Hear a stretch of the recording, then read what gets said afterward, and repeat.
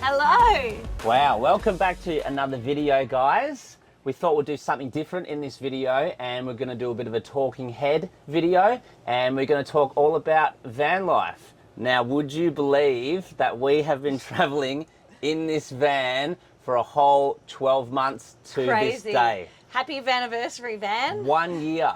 1 year, I wow. can't believe we left Perth a year ago. It's crazy. And we have travelled to some amazing places. First, we drove across the Nullarbor into South Australia, up along the Great Ocean Road, and then we took our van on its first ferry to Tasmania, which was absolutely beautiful. So nice. One of our favourite places. And then we drove back from Victoria into New South Wales and into where we are, Queensland. This video is about if we'd recommend van life, the good, the bad, the ugly. Yep. And we're going to answer some of your most asked questions. So we have broken this video down into separate chapters. Chapter 1, the first thing we are going to talk about is our pros and cons, likes, dislikes about van life, our honest opinion. Chapter 2, would we recommend van life and who is van life for? Chapter 3, the burning question. How much have we spent travelling around Australia in our van for the past year? Yes. Chapter 5, lessons learned about van life, and then we're going to do a Q&A, our last chapter at the end. Bonus so chapter. Stick around. Let's get into it. Chapter 1, our pros and cons about van life. It's cheap. We don't pay for any electricity or accommodation. If you want to do van life, it's really cheap. Like, all we pay for is fuel, obviously, and activities, if you want to do activities, food. Number 2, our second pro. Complete freedom to travel pretty much mostly everywhere. That a two-wheel drive will allow you to. Yep, and having the luxury of being able to have a bathroom, cook, everything in your tiny home on wheels. So when you go travelling, normally if you're not in a van, you have to pay for public transport, hire a car, then accommodation, and this is that all in one. So it's a great way to travel Australia, always being in a different location. So one day we could be at the beach enjoying a swim. The second day we can drive to the mountains. We can go for a hike. After a hike we can come back into the van, have a shower. You're always motivated to go do something, whether it's a hike, whether it's go to the beach. So I think it definitely motivates you to each day like get out and do some activities. But you can like just wake up at these beautiful places all across Australia. There's some amazing camping spots. We've woken up to some better views than we have staying in like five-star resorts. Yeah. And the amazing community that you meet while travelling on the road. A lot of people are choosing to travel their country in a van because it is essentially cheaper and you've got the freedom to do slow travel, to take as long as you want. We've met a lot of amazing people through the van life community, and also everyone's always willing to help if you have any questions or concerns. It's awesome. Yeah, it's a really good way to meet new friends. All right, so these are the negatives. Another pro is you can have a coffee whenever you want. So the cons. So the van can become cluttered very quickly. Luckily we've got a big shower. Can you get out of the way? I just need to get outside for a second. Everything needs a home, and when you're taking stuff out and the van becomes very, very cluttered, it just seems like you're playing a game of Tetris all the time. You're always trying to make stuff fit back in its place. Yeah.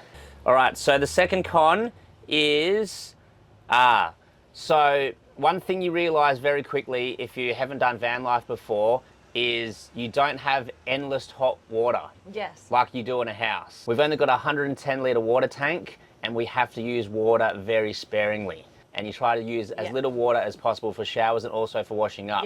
Another thing is we don't have a washing machine, so we have to do pretty much all our washing at a laundromat. Living in a small space can put a strain on your relationship. So it's such a small space, you're with each other 24/7, especially if you're traveling with someone else. If you get into a barney, there's nowhere to really run and hide. You know, I can't just like drop everything and go have a beer with the boys. So you have to be really resilient, you have to be really considerate towards each other, you have to have a strong relationship, because otherwise if you're gonna, you know, if you plan on doing a lap for a year and you're fighting all the time, and there's no connection there, it's not going to last at all. Yeah, so you can't be stubborn. You can't be stubborn. Max knows like that. me. He's learned his lesson. So, yeah, I mean, You got to it's nip hard. it in the butt real quick Yeah. and just get on with Yeah. it. Say sorry. We don't need to rely on caravan parks and pay for accommodation, so we always pretty much just find places where we can camp for free or stealth camp, and that can get a little bit annoying trying to find a place to park overnight every night. Yeah.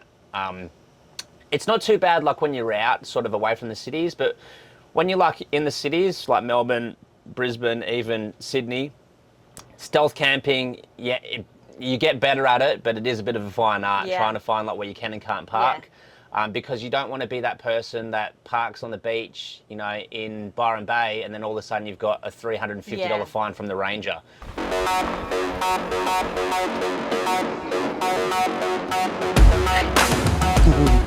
Chapter 2. Chapter 2. Would we recommend van life, and is van life for you? Okay, so of course, yes, we would recommend van life. Oh, definitely. If you're adventurous, if you love... Spontaneous. Yeah, spontaneous. If you love living in a small space. That's perfect that doesn't for you. worry you.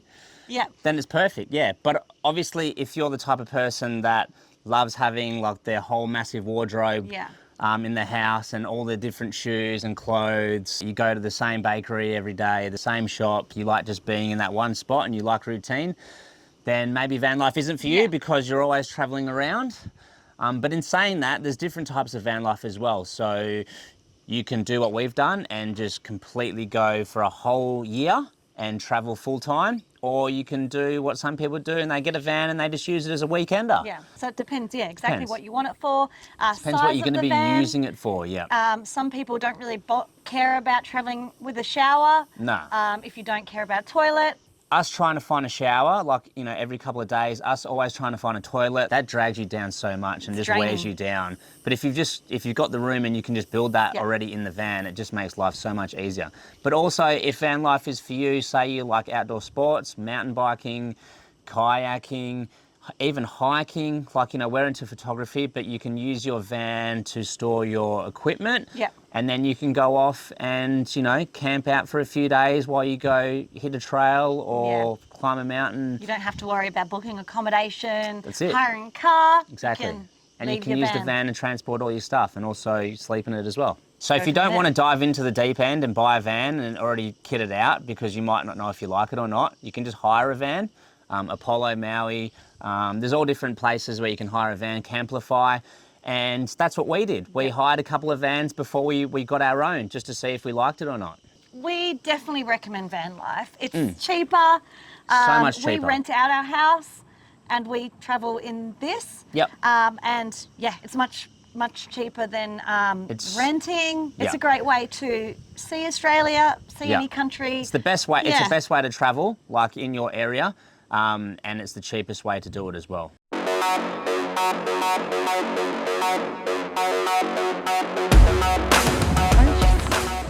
Oh yeah, orange juice. Chapter 3. How much have we spent while travelling Australia with our van? Number 1, obviously, would be accommodation, so that means caravan park. We have spent only $400. We avoid caravan parks.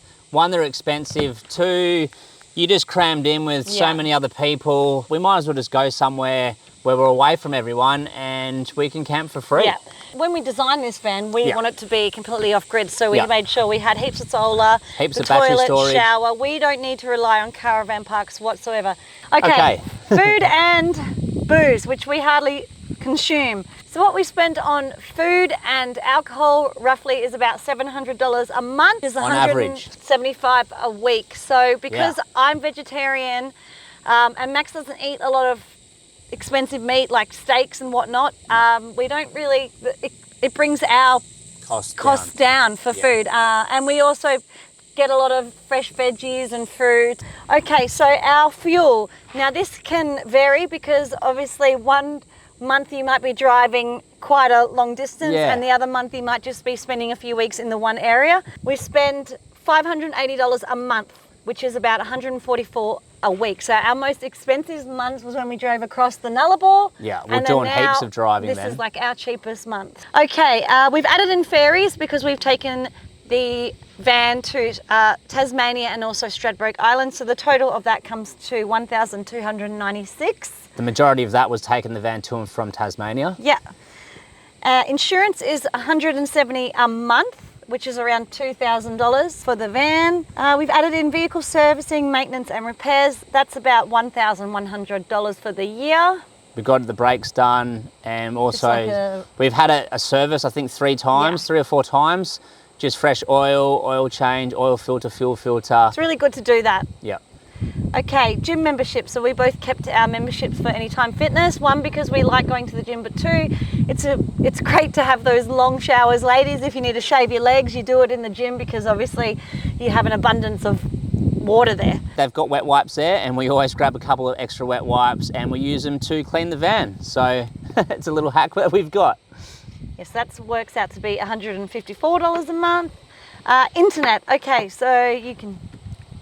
So we have Starlink, which is satellite internet, and it's unlimited downloads, and we pay $174 per month. Now, it might seem a little bit expensive, but to be honest, there's not really another option that's as good as that. Now, with Starlink, we can pretty much have access to the internet no matter where we are, even if there's no phone reception. We can be in the middle of nowhere.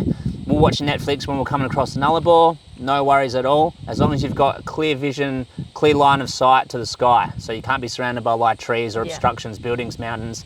If you've got a clear line of sight to the sky, then you'll have high-speed internet no matter where you are. Okay, ready? All right, so the total is $22,092, which is I pretty think good. is really good. Yeah. If we were renting an apartment somewhere, or if we were paying off our mortgage and we're living like in the city, for starters, it would be way more than that. Yeah. And second of all, not only have we been traveling around Australia in our van, we've been like seeing such cool places, you know, wildlife, amazing scenery, been doing like such good stuff. Like we'll have these memories till we die, like just the best time ever. And we've been doing it like for so cheap.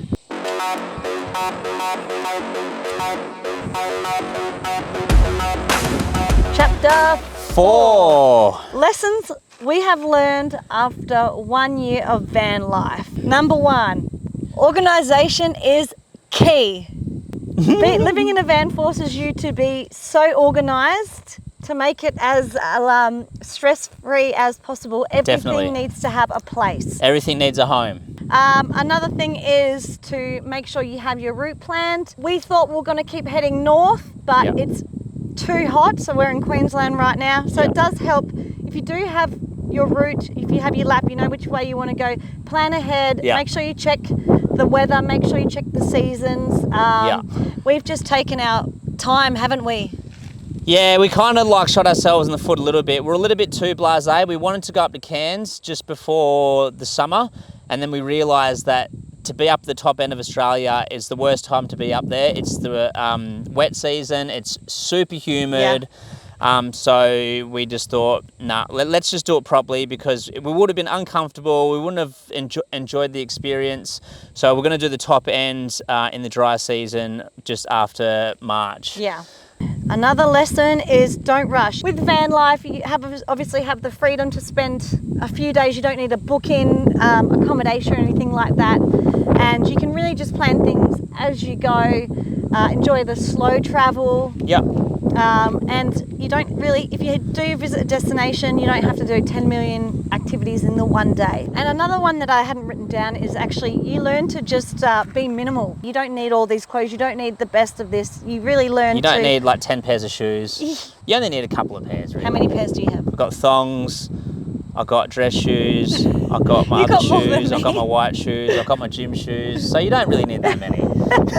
I don't know if you're used to driving like a normal car. If you've got a big van like ours, you're always going slow. You're always having people overtake you. You're always having people getting angry because you're so slow going up a hill.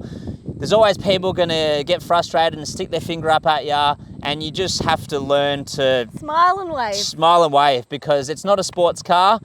It does go fast, like eventually when you're on like the freeway or the motorway, but if you're zipping around town, you're going super slow.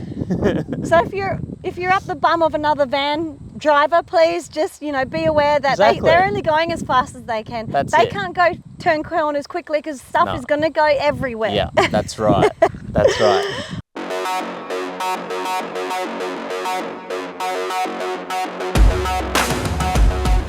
chapter. This is the bonus chapter. First of all, if you've made it this far in the video, guys, thanks so much for tuning in. Don't forget, if you haven't already, please to support us, like and subscribe on this channel. You'll see that we do a lot of travel videos, and we're going to focus a bit more on the van life side of videos. Okay, what will you do if your family gets bigger? Okay, so I'll just leave Max at home, and then me and the baby will travel around. No, we obviously we took the dual seats out and put a single seat in. Yeah. This is only rated for 2 people. I don't think babies can be at the front. I'm not too sure about the rules and regs. Yeah. But we would probably get a 2-seater van, and then obviously have a little baby sleep with us, or get a caravan. Okay, so someone asked, how do we food prep and budget? Well, we don't really budget for food. We do know that what we eat is still considerably cheap compared to the other options if we were to get expensive meat. Food prep, at dinner I like to cook enough so that we could have lunch for the next day, or breakfast is normally pretty oats or yogurt. Quick and easy meals though. I do like to make meals that are really quick. Make multiple meals. But at the same time, you can't make too many multiple meals because we've only got a smaller fridge. Yep. Okay, another one. How do you prevent the toilet from getting stinky, especially when Max uses it? So we have a compost toilet. There is absolutely no smell. It's amazing. The grossest part is emptying the wheeze. Oh no! Oh, it's gone everywhere. That's disgusting. No. Who's on duty? Cleaning duty? Yuck. They smell, but the twos are broken down in the peat moss, which looks like compost, and you only have to change it maybe like once every 6 to 8 weeks. Okay, what would you have done differently? I said that I would have liked a roof to floor cupboard. That's a big cupboard. To hang like dresses and things like that. It doesn't matter. But if we had a bit more room, I would have liked maybe like a little cupboard next to the fridge. We don't have a mirror either. Yeah, like a mirror maybe on the back of the door, but there's not enough room. Not enough room. We use the fridge as a mirror, and I got a tiny little one. Okay, where do you store your van when you go away on trips? So some airports have long-term parking where there is no height restrictions, which is great because we can drive our van in there. This van is 3.1 meters tall, so anything below that is like a no-no. Yeah. We have stored it before at like a oversized. No, it was in Sydney. It was at the caravan park. We stored it there. Is that what you mean? Oh yeah, and a caravan park, and then at the airport, sometimes there's other companies that have storage, so you can store it there. Do you have a hot water shower, and is it private? We obviously have a shower inside the van, and we also have a hot water system, and it runs on diesel. It's called a Truma Combi D6 that we installed ourselves. If you want to see it, we've linked it here somewhere. Yeah, I can add one of those cards. So we've got hot water, and it's a 2-in-1. So not only is it a hot water system, but it's also a heater, and it comes in handy in the winter time. And yes, it's private. When we have a shower, we like just close all the doors, and it's also got a squidging screen, self-cleaning glide away screen. So yeah, it's super private. So to be honest, if one of our friends or our friends were over here, you could still have a shower in privacy, or go to the toilet in private. We've also got an outdoor shower too, but that's only hooked up to the cold water, not hot water.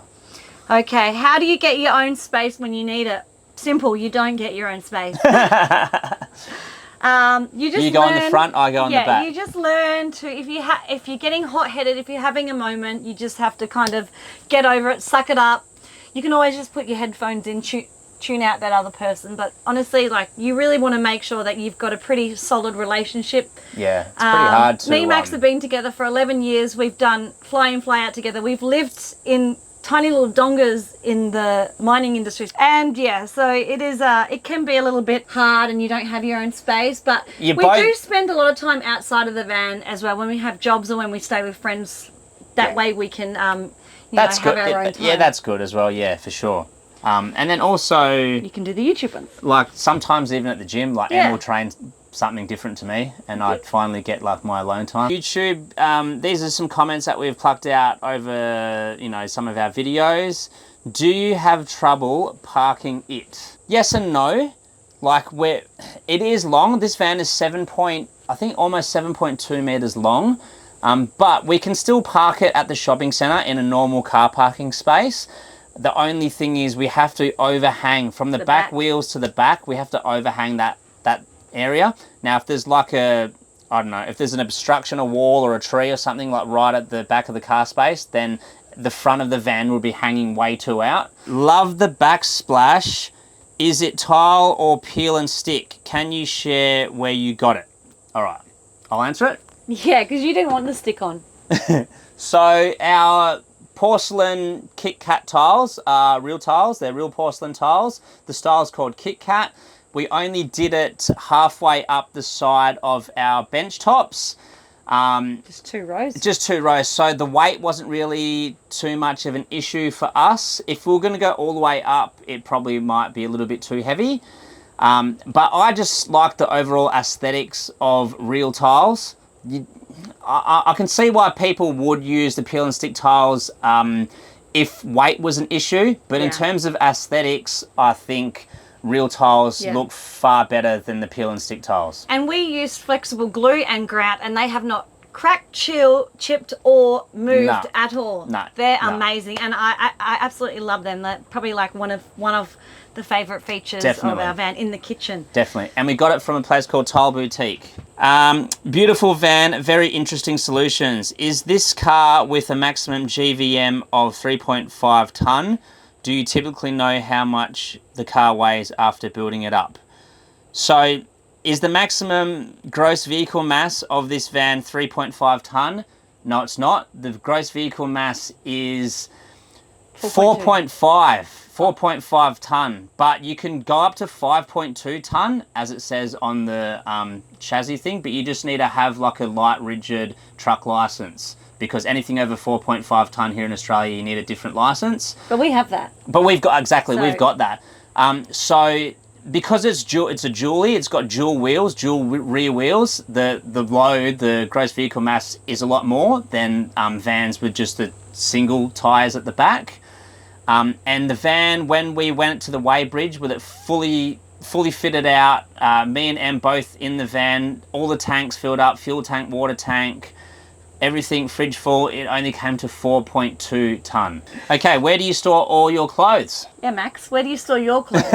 So we've got upper cabinets on one side and on the other side. I have one side, all my clothes, and Emily has the other side. That's a wrap. Thanks for hanging in there. Everything, the pros, the cons, our spendings, living in this van for a whole year, and we haven't even completed our lap yet. It's crazy. No, but we have had an amazing experience. We've met so many amazing people. We've loved exploring these beautiful parts of Australia. You really learn to appreciate how lucky we have it here in Australia. Thanks for watching the video, guys. We'll see you on the next one. Woo! Bye. Nothing is yours now. Your story's got pages all